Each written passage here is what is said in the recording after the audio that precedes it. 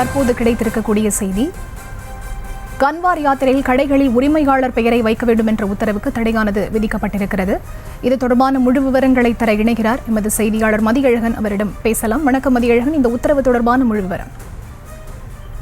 கன்வார் யாத்திரை என்பது உத்தரப்பிரதேசம் உள்ளிட்ட அந்த மாநிலங்களில் பின்பற்றக்கூடிய ஒரு வழக்கமான நடைமுறையாகும்.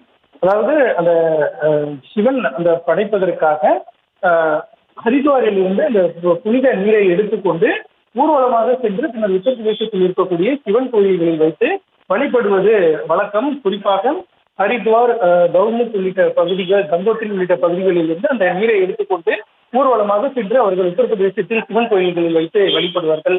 அவ்வாறு செல்லக்கூடிய பக்தர்கள் வழியில் அவர்களுக்கு தேவையான உணவு உள்ளிட்ட பண்டங்களை வாங்குவது அல்லது தண்ணீர் வாங்குவது உள்ளிட்ட கடைகள் அங்கு அமைக்கப்பட்டிருக்கும். இந்த நிலையில் அங்கு இருக்கக்கூடிய அந்த கடைகளினுடைய, அதாவது அந்த கன்வார் யாத்திரையில் செல்லக்கூடிய பக்தர்கள் செல்லக்கூடிய அந்த யாத்திரையில் இருக்கக்கூடிய கடைகள், அவர்கள் அந்த கடைகளினுடைய உரிமையாளர்கள் யார் என்ற பெயர் விவரங்களை வைக்க வேண்டும் என்று உத்தரப்பிரதேச அரசு உத்தரவிட்டிருந்தது.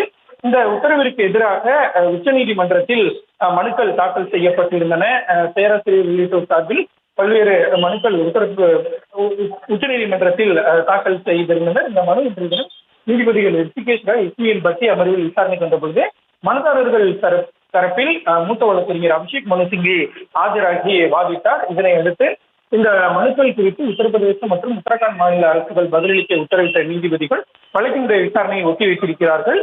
குறிப்பாக இரு மாநில அரசுகளும் பிறப்பித்த அந்த உத்தரவிற்கு இடைக்கால தடை விதித்து நீதிபதிகள் உத்தரவிட்டிருக்கிறார்கள். அதாவது அந்த கடைகளினுடைய உரிமையாளர்கள் பெயரை வெளியில் போர்டில் எழுதி வைக்க வேண்டும் என்ற உத்தரவிற்கு தடை விதித்திருக்கக்கூடிய நீதிபதிகள் அதே நேரத்தில் அந்த கடையில் என்ன மாதிரியான பொருட்கள் எல்லாம் விற்கப்படுகின்றன, சைவ உணவா, உணவா, வேறு என்ன மாதிரியான உணவு வகைகள் விற்கப்படுகின்றன என்பது தொடர்பாக அந்த விவரங்கள் இருக்க வேண்டும் என்ற உத்தரவை நீதிபதிகள் தெரிவித்திருக்கிறார்கள். குறிப்பாக அந்த கடைகளினுடைய உரிமையாளர்கள் யார், அவர்களது பெயர் விவரங்களை எழுதி வைக்க வேண்டும் என்ற உத்தரவிற்கு தடை விதிக்கப்பட்டு இந்த மனுக்கள் குறித்து இரு மாநில அரசுகள், உத்தரப்பிரதேசம் மற்றும் இமாச்சல் மாநில அரசுகள் பதிலளிக்கவும் நீதிபதிகள் உத்தரவிட்டுள்ளனர்.